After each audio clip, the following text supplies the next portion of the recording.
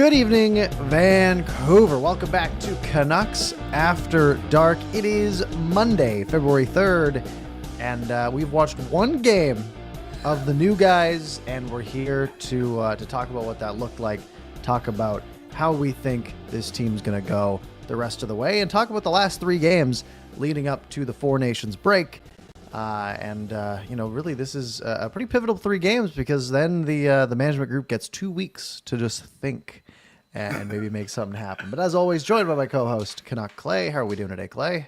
I'm great, Parker. Thank you. Hope you are as well. It's nice to get together. I know we just did this. It feels like we just did this because we just did this on Friday night. But we had a couple little transactions to talk about that night and break down, so we can talk about the aftermath. And you're exactly right, the way it leads into the guys that we got from those two teams respectively. But yeah, it should be good show. Preview the next three, and then we can talk about big picture if we think the Canucks are going to do anything over that 2 week break as well, and a little bit of a Four Nations preview, even though I'm sure neither of us have really looked at the rosters or talked about it at all, but we'll figure it out. Mm-hmm. I think you might be using the wrong mic. You want to check that real quick? Gosh, I should. All good. So one game, like we said, obviously there's the big trades on Friday. We took some time, sat down, and reviewed those on Friday night. There were obviously big trades. We talked about them. And then there was the game yesterday where we had the first two appearances for Chytil and for Marcus Pettersson. We have not seen Victor Mancini as of yet. We also saw Drew O'Connor. I forgot about Drew O'Connor. So three new guys, one that we haven't seen yet. And really a game where sort of back-to-back games where the Canucks have been the better team, but have found a way to lose. Thanks for the mic hints. Is that better? Yes, much better. Awesome. You think it's so basic to say this, but I'm going to say it. If Quinn Hughes plays, we win that game, Parker. We must, because we're dominating all the fancy stats and the eye tests and everything. I think if Quinn Hughes plays that game, we win. Of course, you have to take someone out. Maybe it's DPD, who actually was really good. But yeah, we win that game if Hughes is playing it. At least that's what I'm saying. Yeah, no, I think that's pretty reasonable. I think Hughes being out there in overtime makes life a little bit better. It's not that it's helped the first however many games of the season. It's ridiculous. But I do think maybe Filip Chytil might be a better overtime guy than JT Miller, just from a foot speed perspective. Three additions that we saw just a couple of nights, or I guess last night, just yesterday, and one we haven't yet seen. And frankly, by the next time we talk, this team might be different again, knowing how quick these guys are to pull the trigger. Yeah, and it's funny. We can bounce all over the place because we just met on Friday, so there's only one game to talk about, and we'll do that through the lens of the three new guys. But you're starting to hear a bit more, like Darren Dreger's talking, everybody's talking, just how the trades have gone down. There've been multiple articles about the trades in the Athletic, but the interesting one to me that I heard today was, and it's funny. I was with you with Mancini, and I would never doubt you. I watched all the highlights and everywhere. So everyone's saying Mancini. So you say what you want. I will say what I'll probably end up going back to Mancini, but I would never doubt you, Parker. Anyways, I say that to prelude this. Darren Dreger was saying that the Canucks have been working on this trade with the Rangers for a long time, and it was only after the Rangers decided to add in Mancini that they got this deal over the finish line. So that's kind of interesting because we've been hearing about Chytil and the conditions and maybe Lindgren. So Lindgren became Mancini, and that's what made it the deal. So that, I guess, it's good. He looks good. He talks. All four guys talked really well. Like, they spoke really well, articulate, excited to be. Like, what else are they going to say? Of course, like, this sucks. No, they're going to a potential playoff team. But I can't wait to see him. He's a big boy, right shot guy. Yeah, and I was hoping we'd see him in the lineup yesterday. Yeah. I believe he took warm up, if I'm not mistaken. It's tough because you got to pull someone out of the lineup, and right now, after Hronek was gone, there's sort of one guy who I think is left to pull out of the lineup. But the problem is he plays the right side, and that's Noah Juleson. But of course, that's where you're hoping a guy like Mancini, I guess, can come in. And, you feel okay saying that? You feel okay? I don't know. I don't know what's right, and I'm scared. So we're just going to run with it. By the way, where are you and Juleson? Like, you go on Twitter. I know you go on there less frequently now, but he is the whipping boy, right? He is this year's Tyler Myers. I get it. He's got no points this season. I get it. He's minus 12 or minus 14 or whatever. And I get it. Sometimes you'll see him like dart out of picture because he's trying so hard to run a guy, right? But he's also a decent penalty killer. He's also like stands up for his teammates. So, do you think the hate is kind of unfair? It's tough. I mean, it's not just, I'm not on Twitter anymore, but I have group chats with friends and I at 5:10 p.m. Oh, never mind. They put Juleson in. Fantastic.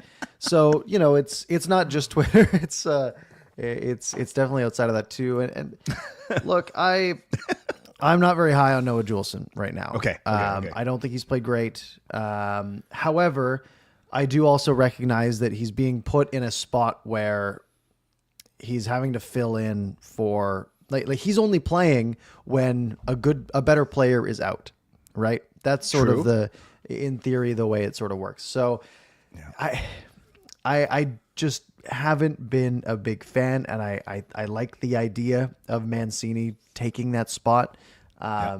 He's younger, he's more interesting. We know what Juleson is, right? He's 27. He had a fine, especially the second half of last year. He was pretty serviceable. So maybe we get the second half Juleson bump after the Four Nations break. But it just hasn't been fantastic this year. And I would love, and especially with everything that we've heard from like the Rangers fans, and I was reading up on some Rangers forums and things like that, and they really like that guy. They really think that he's an NHL caliber defenseman, or at least is close to it.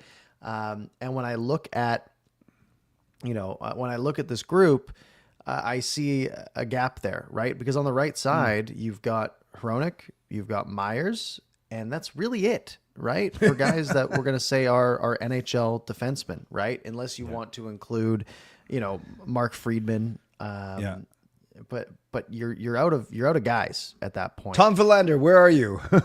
Yeah, well, he's stuck in college, so that's not an option. But I think I would love to see Mancini get a call up. Like Juleson's clearing waivers if he goes on waivers, right? I don't think that's a concern. I agree. I think I think I would love to see that guy get a look. And I don't know if it was maybe a situation of we got so many new guys coming to the lineup tonight, right? We already got 3. Do we want to make it 4?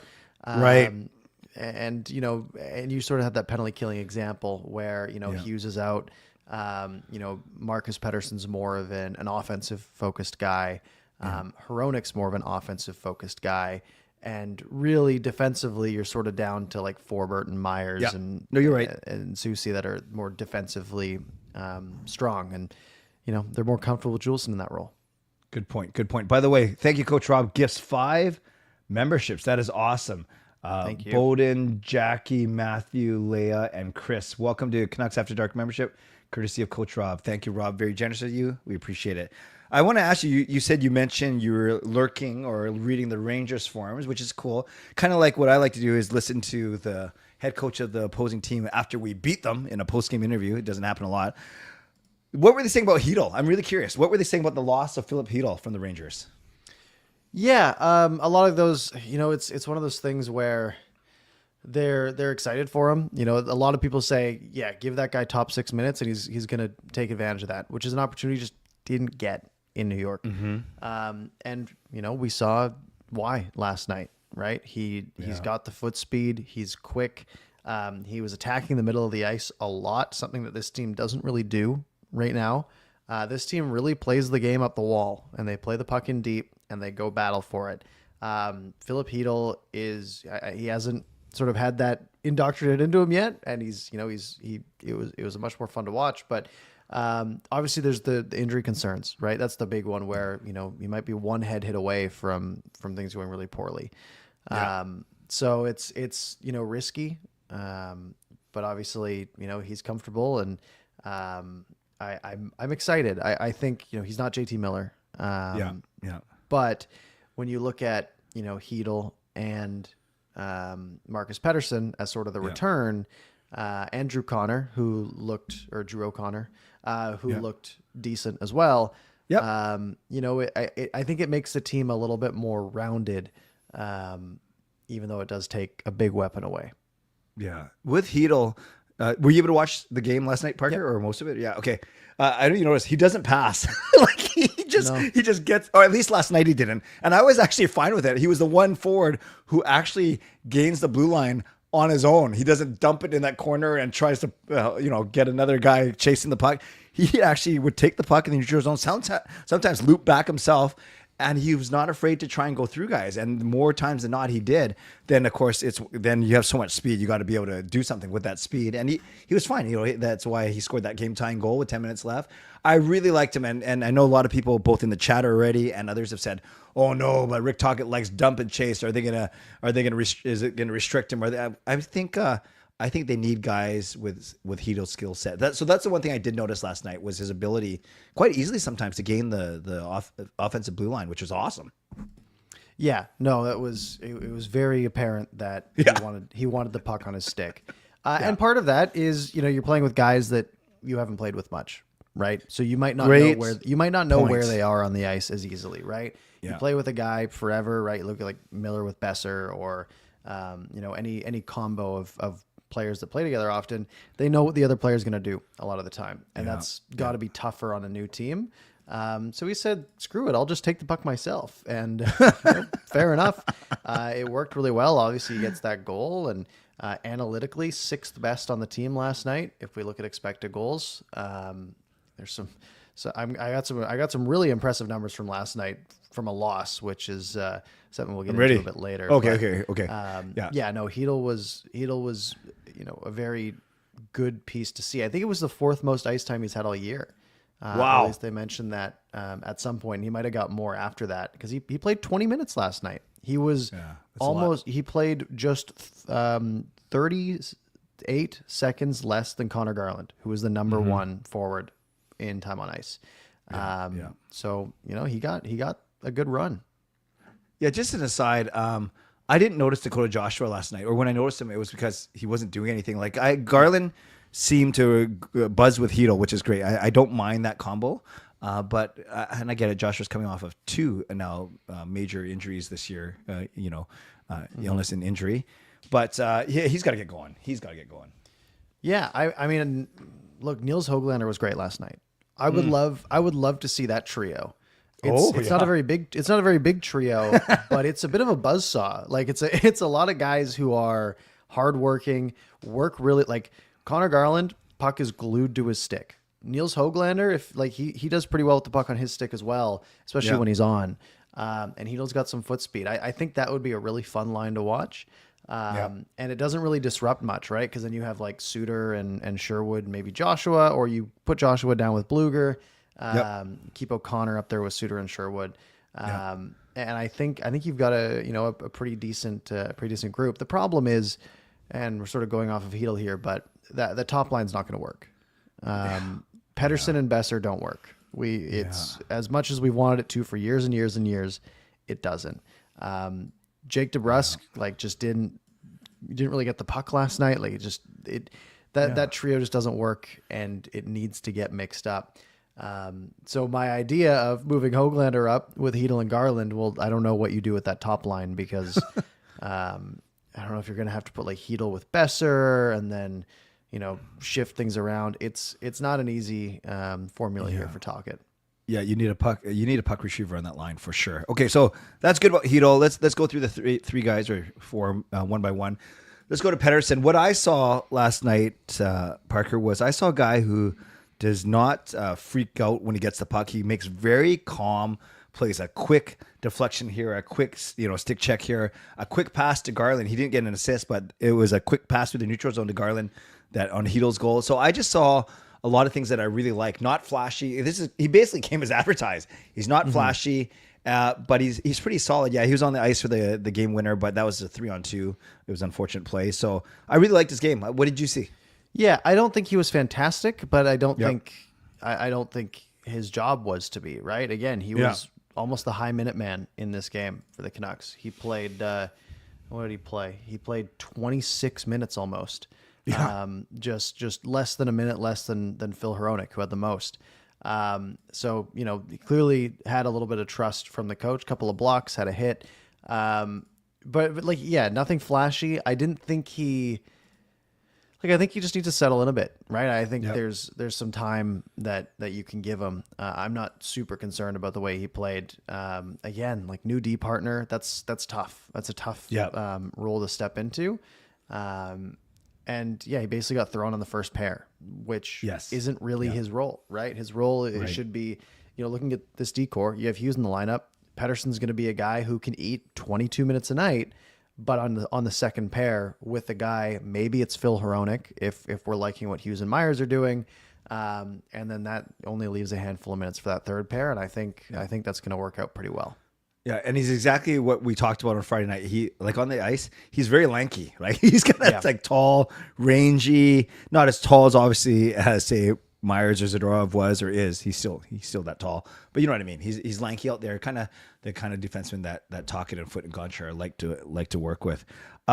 Ultimately, it's really a shame. Again, I get that Quinn Hughes didn't play. Ultimately, I'm really interested to see if they go Hughes, Hronek, and Pettersson, Soucy, or Hughes, Hronek, Pettersson, Myers, or Hughes, Myers, Pettersson, Hronek. I'm really interested to see what they do if they basically split up Hughes and Hronek or not because of Pettersson now. Yeah, I think we probably see a bit of both tomorrow, assuming Hughes is back in the lineup. Which, considering he took warm up yesterday, I would hope that's the case. Me too. And normally, if this team was doing well, I'd say we'll just rest them and let them be rested for the Four Nations. But this team needs every point they can get. We're fighting.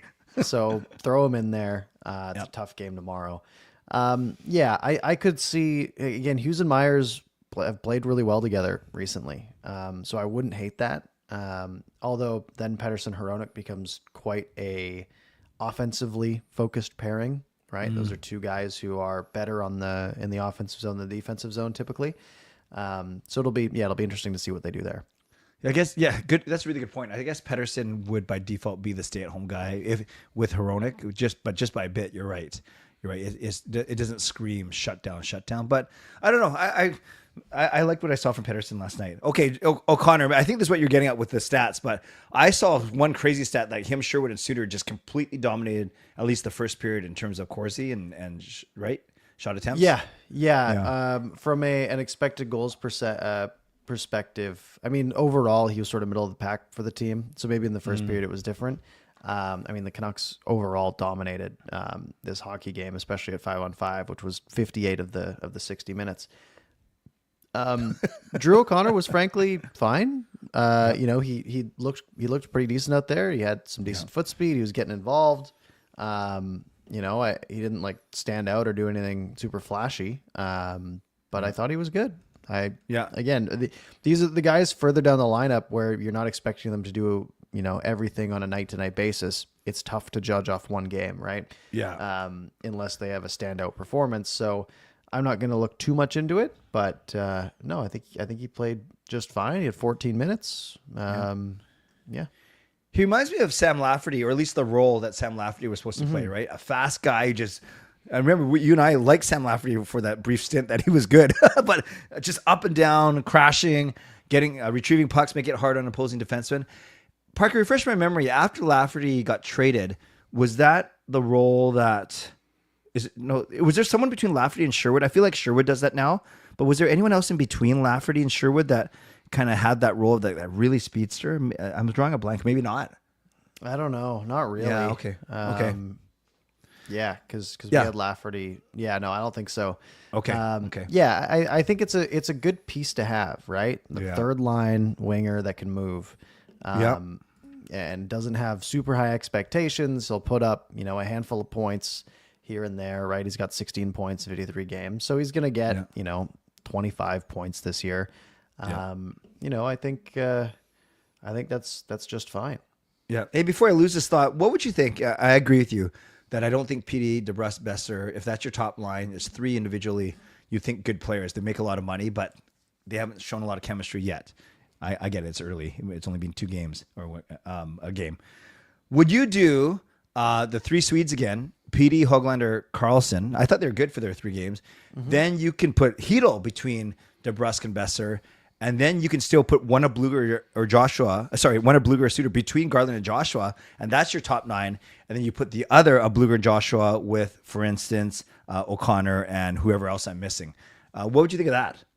Yeah, I think it makes sense. I just don't love Carlson as a first line player. That's the tough part to me, right? Because now you got Linus Carlson filling 20 minutes a night, which in the long run probably isn't the best for this team. Right. It makes it tough. Good point. But I do see where you're going. I like Höglander up there. I think he's looked pretty good the last couple weeks here. Yeah. And has earned some more ice time. And I think we saw that a bit last night. What did he play? He only played 10 minutes. I felt like he was out there more. He felt more impactful. Yeah. But he was almost a low minute man with Carlson under 9. Right. But I'm a big Höglander guy. So I want to see him play more.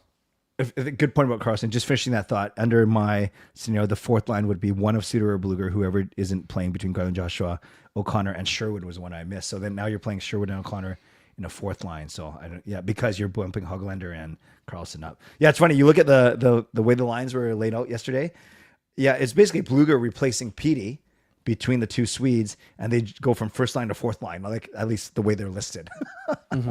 Yeah, I think really, like, I'm looking at this roster, like this team needs one more top end player up front. I'm okay with where the defense is shaking out. Hughes, Hronek, Pettersson, Myers, Susie, and Forbert, or Pettersson. And I think that's okay. I think that's serviceable. But up front, like, I look at, if you can't keep Pettersson and Besser together, like, even if, like, let's say you just ran it as you just did your best players at the top, like you were playing NHL, and you just stacked, went, first line is my 3 best forwards, my second line is my second 3 best forwards. It's sort of, it would be Pettersson with DeBrusk and Besser. Yeah. But then your second line is what it was, right? It's Chytil with Joshua and Garland. Yeah. I don't love Dakota Joshua as a second liner. I don't either. Right? Garland. Great point. Garland can be a second liner. And Chytil, I think, can be as well. And I think that turns into kind of a low end second line, but I think your third and fourth lines are quite high end at that point, which sort of makes up for it. But I think that top line needs something to push some guys down. I think that's really the only hole left. Obviously it's not a perfect team, but like it's the most glaring hole, I think, at the moment. I like what Dean says. And this is regardless of whether or not Besser comes back or not. That's kind of cool that you can have 3 Swedes this way. Yeah. Maybe we just call the Karamaki up now. Why? Yeah. Seriously. Why maybe that just fixes all of our problems. Yeah. Ahead of Carlson, right? Yeah. Yeah. You go DeBrusk, Pettersson, Lekaramaki. You go Chytil, Besser, Garland, or Joshua. Take your pick. Yeah. I pick Garland. We know Garland can play both sides. Yeah. And then you got Suter, O'Connor. Okay, you probably have to keep Joshua there because of the handedness. Yeah. Okay, so you go Joshua, Chytil, and Besser. Yeah. And then you bump Garland down. You go Suter, O'Connor, Garland. It's a heck of a third line. Yeah. And then you've got like Bluger, Sherwood, and Höglander, I guess. Right. It looks, again, if the hole we're trying to fill is first line right wing, I'd rather Lekaramaki there than Linus Carlson. Yeah. If fourth line wingers, or if fourth line centers what we're trying to fill, then I'd probably rather Linus Carlson. Right. So Dean, I try this year. I send Carlson down. I bring Lekaramaki up. You get your 3 Swedes. You put Chytil between DeBrusk and Besser. And then now your third line is Suter, Joshua, Garland. Perfect third line. And your fourth line is Bluger, O'Connor, Sherwood. Boom. That seems deeper to me. I don't know. Sure. Let's run it. Let's try it. Why not? Let's go. It would at least be fun, right? We can say that. Yeah. So I guess we've gone through all 3 guys, and then Mancini's the 4th, who we didn't get to see last night. You're right. It was weird, Parker, with Hughes' game time decision, Susie coach's decision, and Mancini. They actually, all 3 of their scratches were defensemen last night. They had no extra forwards on their roster. They used all Yeah. 12 guys because they sent Ratu and PDG cleared. So Mancini, yeah, he's going to have to. Great point about too many newcomers, because if you play him last night, then you're not playing DPD too. Like, that's two basically rookies. You can't do that. So maybe you're right. That's why I think put Jolson in. If you put Mancini in, then you have to bring back Susi. But it sounds like Taka was not going to play Susi by hook or by crook last night. Yeah, and I will say, Elias Pettersson looked good. Oh yeah, Like, he genuinely looked really good for a 20-year-old defenseman who was a third-round pick. Yep. He was good. He had that assist off the tip. He honestly, he looks dynamic out there, man. He looks he looks like he has a little bit of pop, and he can make some plays. He can throw the body around. Right, he's a big boy. He is. I'm becoming a big fan of this guy. He's only played 3 games, right? It's tough to 3 games is a lot, but in those 3 games, like, I'm just on Puckpedia here. Corsi is 58% while he's on the ice, right? Relative to the rest of the team, it's 8.2% higher, which is really good. Like, that means he's one of the best defensemen on the team when he's on the ice. He's only playing 13 minutes in those games, but that's fantastic. I want to look at the analytics from last night's game. Sure. Because I'm just looking at 5-on-5 only. Canucks dominated this game, and I'm going to get to some individuals shortly. 5-on-5, shot attempts 57-40. Actual shots at 5-on-5, 26-15. Scoring chances 29-12. High danger chances 14-2. Expected goals at 5-on-5, 3.1 to 1.1 for a ratio of 74.5%. Lion was unreal last night. He had a great game. And that's back-to-back games. The Canucks have essentially just been goalied, which sucks. But we look at, if I go down to the actual individual players, so while these players were on the ice, guess who, by expected goals for percentage, who was the number 1 player on the Canucks last night? Expected goals was no one on the top line. No, you're correct. They are at the bottom of the list. Okay, don't tell me. I'm going to go with either Chytil or one of the third liners. I'll go with Chytil. It was Niels Höglander. What? While Niels Höglander, in his 9 minutes at 5-on-5 last night, the Canucks had 13 shot attempts to 3. 8 shots on goal to 0. Wow. Which gave them an expected goals for of 1.3, expected goals against of 0.04 for a percentage of 97%. 8 scoring chances to 0, 6 high danger chances to 0 with him on the ice. By the way, Bluger and Carlson, their numbers are almost identical to this. And then your top defensemen are Elias Pettersson. While Elias Pettersson was on the ice at 5-on-5, 14 shots to 2 for the Canucks. 1 goal for, 1 goal against. And then your second best D apparently was Noah Juulsen. 7 shots for, 3 against with him on the ice. So that third pairing, they obviously got sheltered minutes, or they were amazing. One of the two. Yeah, I mean, it sucks, right? You look at the 1 goal against that. Yeah. Like Noah Juulsen was on the ice for 1 goal against at 5-on-5. Expected goals against from that play was 0.05. That was the only expected goals against that Noah Juulsen had. It had a 5% chance of going in, right?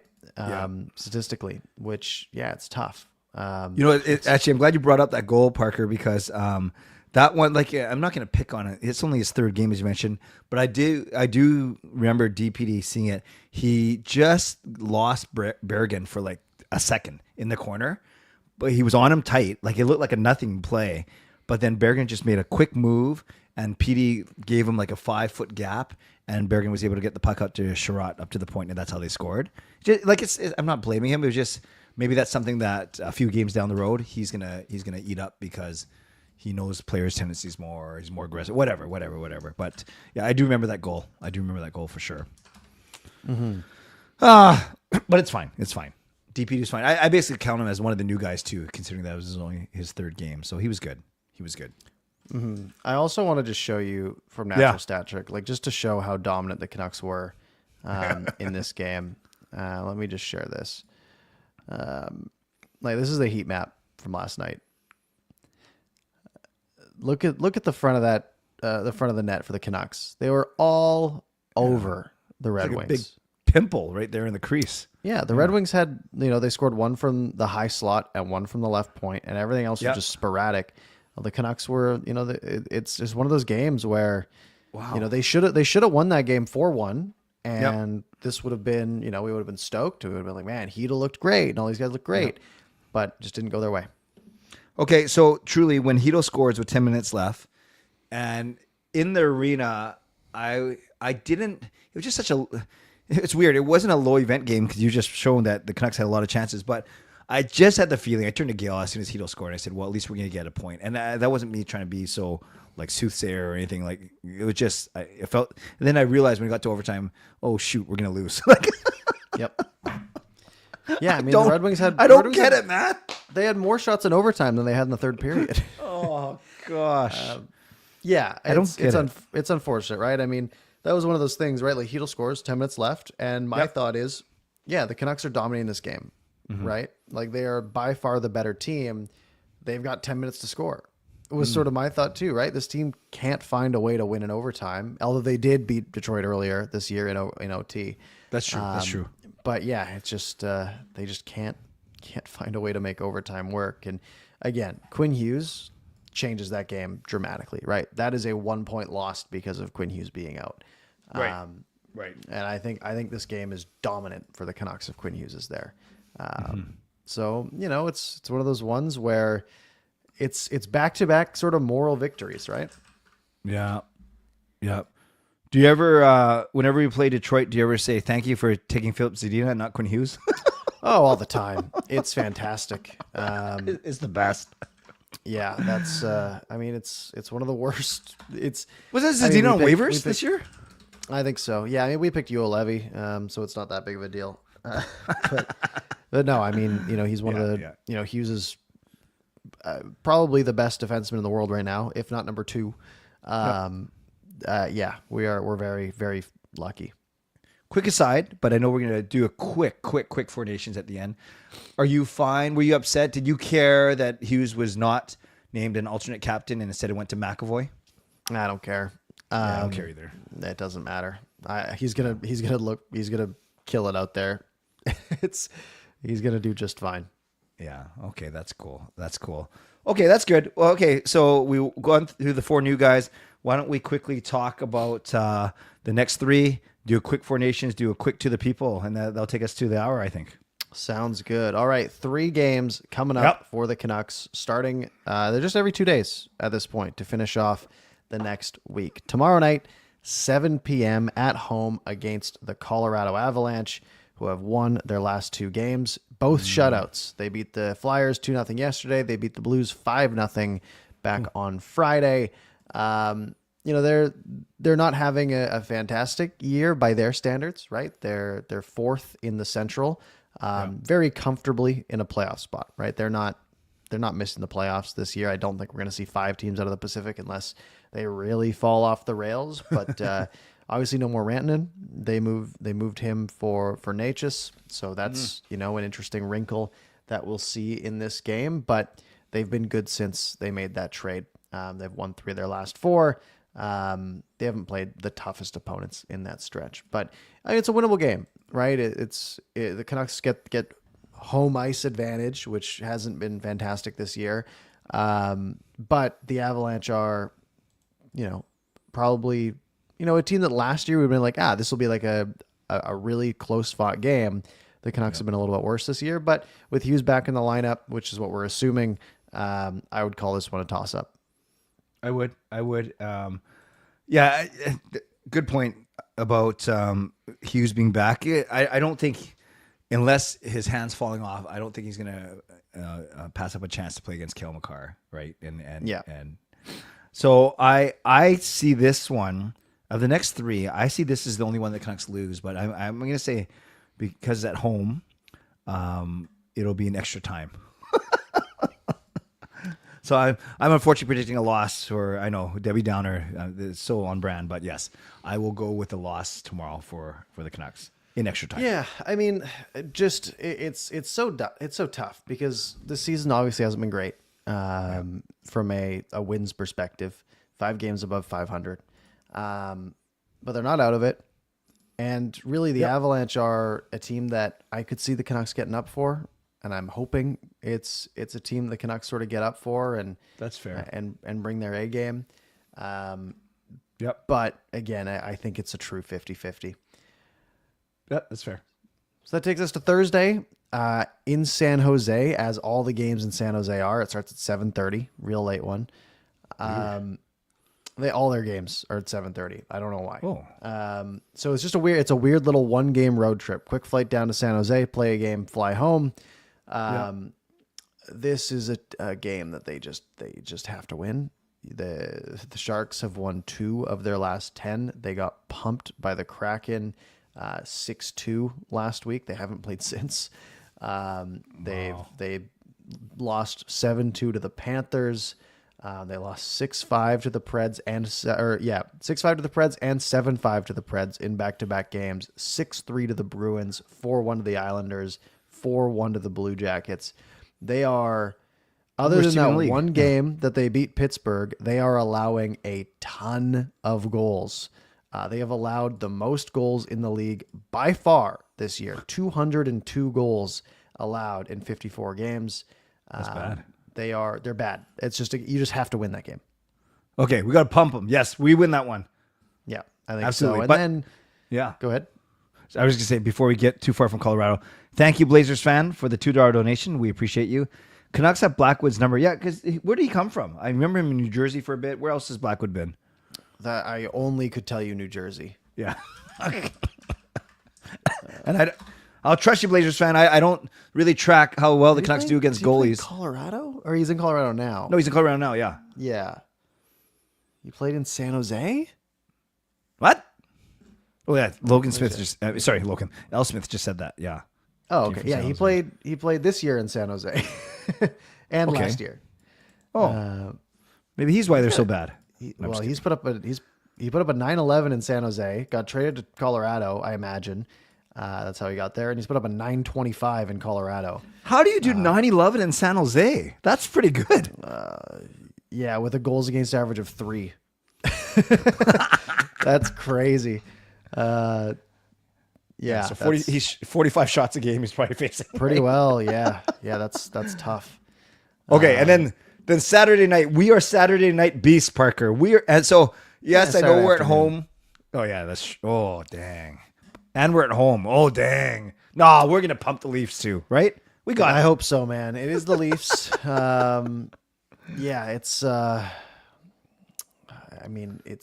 it's one of those games. It's like you have to win it just from a morale perspective. And then 2 weeks to lick your wounds afterwards. You got lose. 2 weeks off. Yeah. Both teams should be leaving it all out there, which is great. I think it should be fun. It's when you hope. Yeah, it's one of those ones you just hope is sort of high scoring, and you hope it's just a fun game.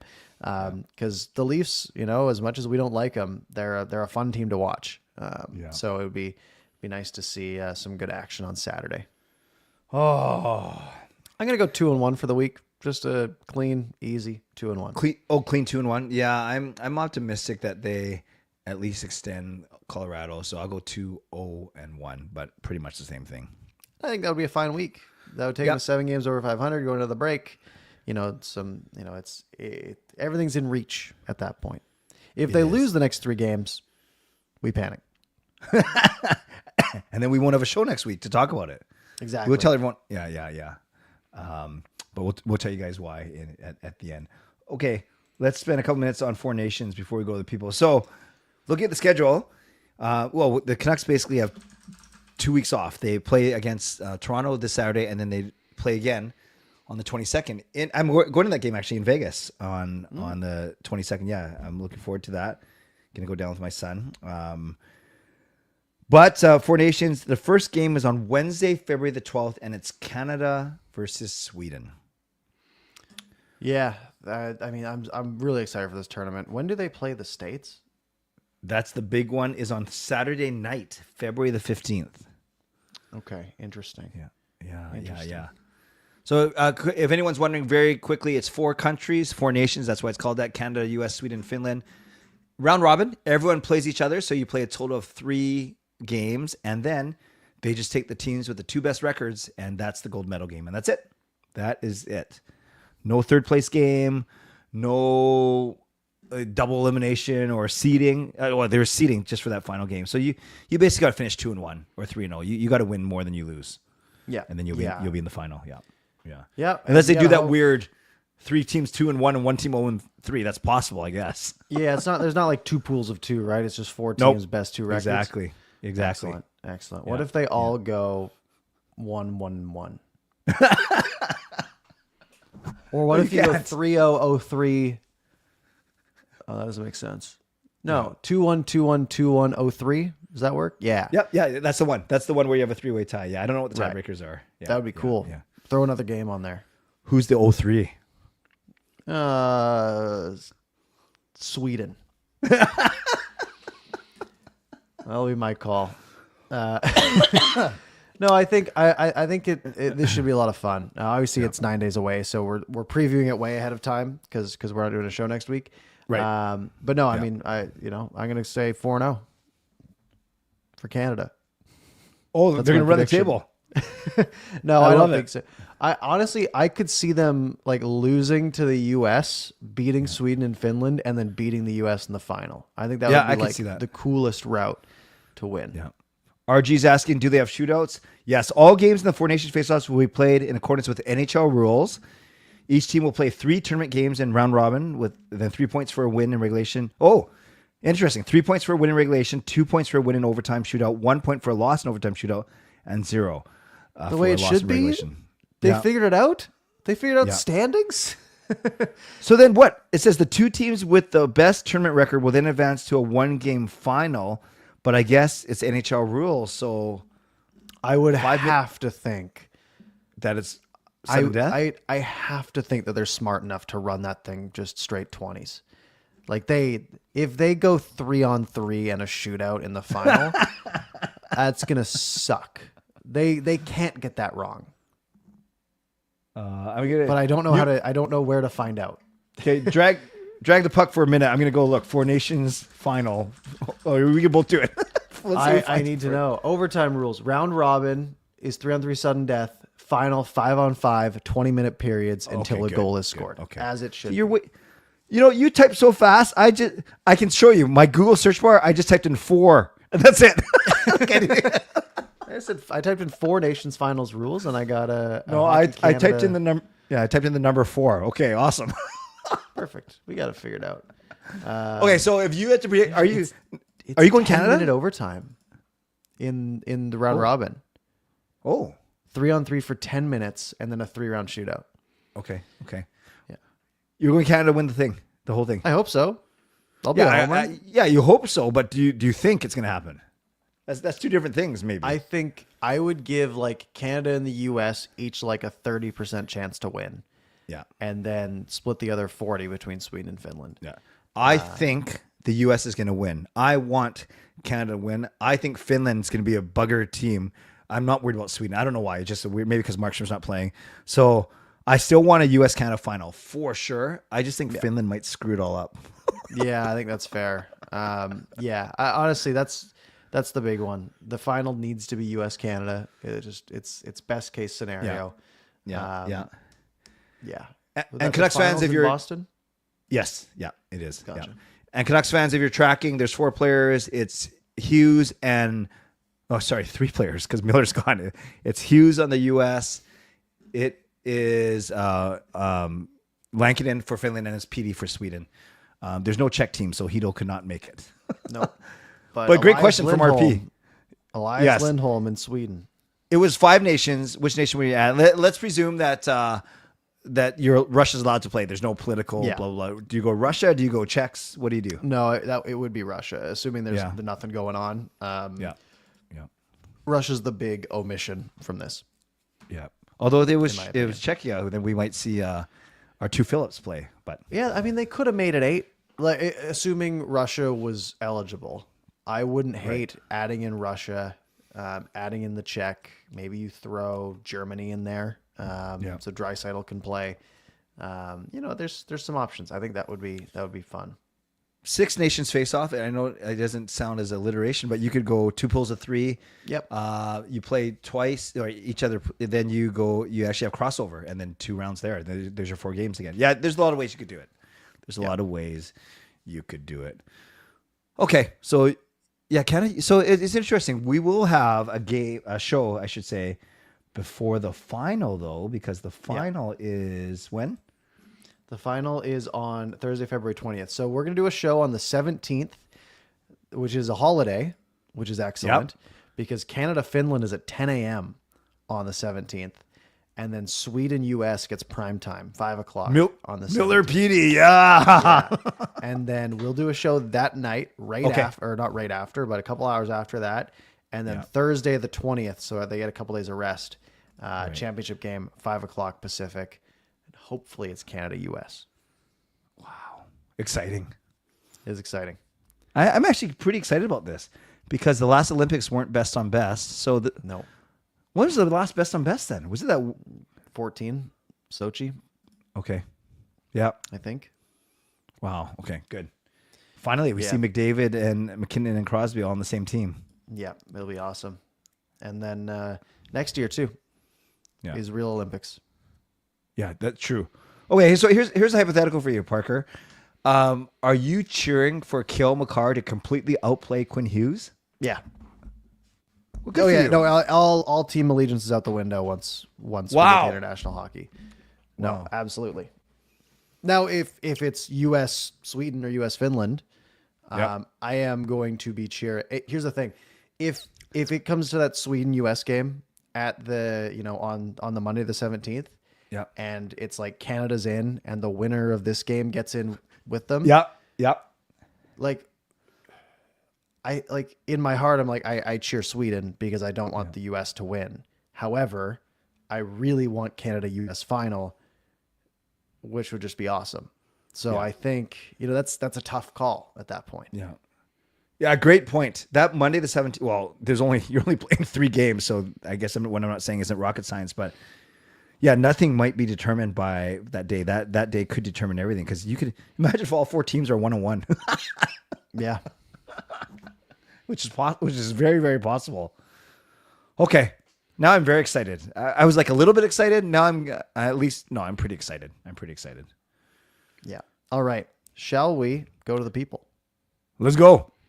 All right. I have not been paying too much attention. Okay, I'm gonna do one easy one just so I can answer this. Love it. LC 250. Yes. I have tickets in either 319 or 321, depending on what night it is. So yes, you are correct. I'm in that leftmost corner. So come say hi next time. I'll just look for a guy named LC 250. So thank you.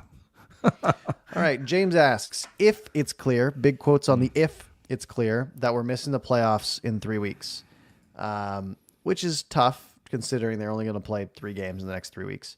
Yeah. I guess you can include Vegas. It's 5 games next 3 weeks. What do the Canucks do with Brock Besser? You trade him. Yeah. You trade him. Yeah. I think if your odds are at like 30% to make the playoffs, you pull the trigger. And maybe if they're at 45% to make the playoffs, you pull the trigger. It's a way to, it's a way to make your team better in the long run. If you're not planning on re-signing him next year. Now, if you're planning on re-signing him, then you just do that. That's, the easier route. But I don't know that it's the right one. He is the second highest paid forward now that Miller's gone. And he was invisible yesterday. He was visible because he kept messing up scoring. I shouldn't say that as if I can do any better, but I'm not getting paid $6.65 million. Yeah, he's got to do better. That whole top line, as you mentioned, Parker's got to be better. I think even if the Canucks are, obviously if they're not in a playoff spot, I don't want to sign him long term. I like him. I love who he is, but I just think as a player, he's already not fast. He's not going to get faster miraculously. He's going to want term. I don't know. I don't think he's given the Canucks 3-year contracts. I think he's going to look to get a big one to end off his career.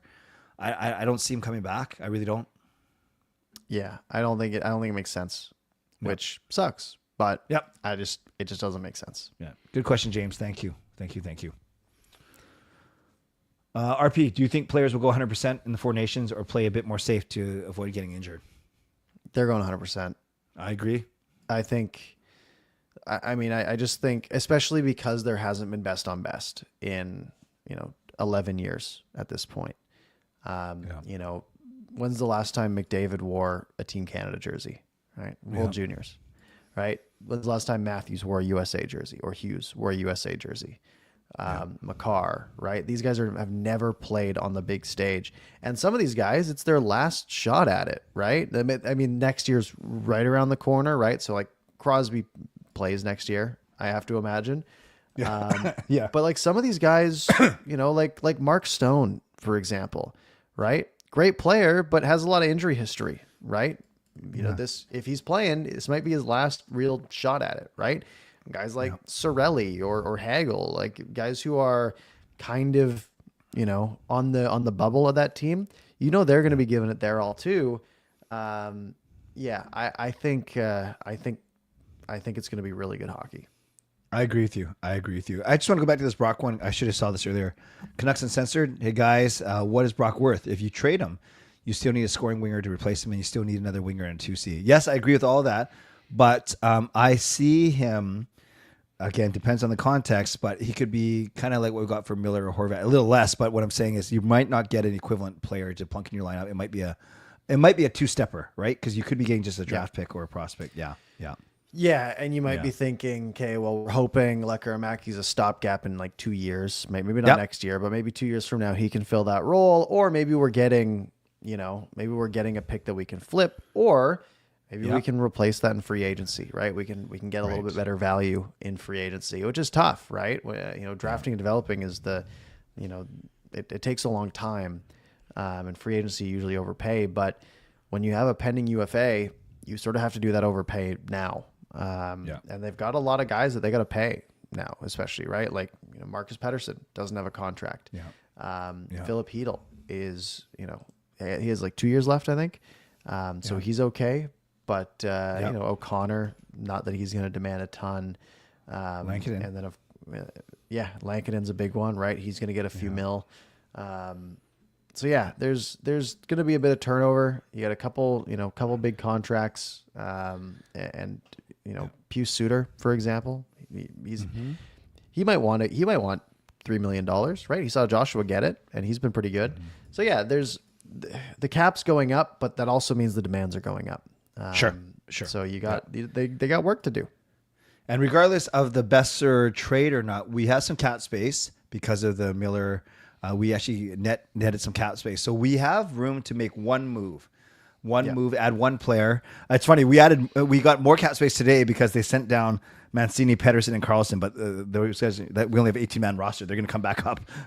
So it's funny that the daily toll is better.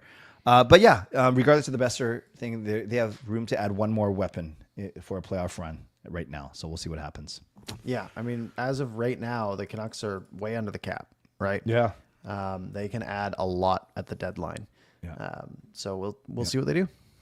I'll take this one because I heard Quinn Hughes' agent, JP Barry, today on, I think he was with Donnie Dolly, and he basically said, no, Quinn Hughes wants to play in the Four Nations. He's looking forward to it. He wants to prove himself. And then when they're talking about the injuries, just said bumps and bruises. So the latest one is a lower body, actually, not his hand. So still wearing that bionic thing on his hand, and then now he's got a lower body, but bumps and bruises. So the fact that Canucks didn't practice today, probably to his advantage. And maybe they get a full skate tomorrow in advance of the Colorado game, and then hopefully he's good this week because I want to see him. And I get the allure or the temptation to rest guys for playoffs, of course, but it sounds like Hughes really wants to play, much like, as you said, all these guys want to. Yeah, and we could tell in the previous game that it was a lower body injury just because he didn't have that explosiveness off one of his legs. So, it's tough. But the fact that he took warm up yesterday seems to be a good sign. Gets the day off today. You ice it. Hopefully he's good to go. But I don't see him not playing. Sure. I got to meet Knuckleback at the game yesterday, so thank you. He watches my show and watches us here too. So thank you, Knuckleback, for your support. Really appreciate you. Thank you. Great name. Yeah. What else we got? What else we got? You got one? Yeah. Alfred says, Parker, I asked Clay this on his. I asked you, what would you offer Marcus Pettersson? 5 times 6. Right now he's making 4. I'd do that. Yeah. I would do 6 million at how old is he? He's 28. 20. Yeah. Yeah, he's 28. What's his birthday? May 1996. So yeah, he's 28, 29 next year. Yeah. Yeah, I think 5 years is pretty good term, right? That would be 29 through 33. You know, it's not super risky for the Canucks, but for a guy like him, you know, he might want 6 years. He might want 7. But we know the cap's shooting up, and we know he's essentially going to be our second pairing guy for a while. I don't hate 6 million. I think if you can get that at 5 years, I think that's totally fine. Zadorov got 5 mil for 6 years, right? It's reversed. Right. 5 mil for 6 and years. He's a worse player. Yes. Oh, for sure. Okay, cool. Let's do a couple more. I like this one. What would you describe as the forward Pettersson being, quote, back? Does it take several games of solid play? Is it one definitive win that shows him being a play driver? It's I don't Consistency? think I don't think it has anything to do with stats. I think it's all just a visual thing with him. I want to see him driving play. I want to see him being dominant. I want to see him ripping the puck. I want to see him driving towards the net, which we just haven't seen much of lately, really this year. And it also, it's like you should be putting up 80, 90 points a year, man. Like that's a big part of it too, right? 55, 60 isn't going to cut it. If you're going to be a 1C, who's one of the highest paid players in the league. So yeah, I think it's gonna need to, you know, I think he's been playing well defensively. You know, we saw a good shot block yesterday, fairly early in that game. But yeah, we need a lot more in the offensive zone. Yeah. Just looking, there's one game, that St. Louis game where he had 7 shots on net. Yeah, that's what he should be doing. Like he should be, I know. you know, he should be finding open space. He should be trying to take the middle of the ice. He's got the hands for it. We've seen little flashes of it here and there. He should be taking the middle of the ice and getting, you know, shots off. He's an excellent passer. We just need to see it. Crazy, Parker. That game was his low ice time for the year, 14-24, and he had 7 shots. So he had a shot every 2 minutes. Good. That's what he should do. Oh, that's all right. So we're coming up on the hour. Why don't you want to lay out what we're doing for the next 3 weeks so people aren't confused? Let's do it. Yeah. Looking at the calendar here, we are going to be away next week, February 10th. No show. But we should be back, like we said before, February 17th for that one. And then are we good for the 24th? Is that? No, I'm still coming back from my trip. So we'll tell everyone on the 17th. We will do a show the week of the 24th. We may just have to bump it by a day or two, but we'll let you guys know. Yeah, So for sure. Nothing here next week. Correct. We'll be back on the 17th. Make sure you're subscribed while you're here. Hit the notification bell because we'll post if anything changes. But plan for right now. No show next week. We're back on the 17th. Yep. Folks, if you enjoyed the show tonight, like I said, hit subscribe. Make sure you hit the like button. If you missed any part, you can rewind back to the beginning here. You can find it on your favorite podcast platform fairly soon. Clay, anything else you want to wrap up the night with? Yeah, hopefully you aren't sick of us. You had us 3 times in 8 days, so some good Canucks After Dark goodness. And speaking of not sick, if you still want to chat more Canucks on a non-game night, I'll be doing my show in 15 minutes. So you're just going to go refreshment break. But Parker, I'll miss you next week, but we made up for it with this week, and we'll see. We'll see how the Canucks do, and hopefully both of us are right with the 2 wins out of the next 3 games to wrap up this. And I'll take 3. 3 would be good too. Okay, that's fine. All right, folks. Thank you all very much for joining. Have a good night, and we will see you in a couple of weeks.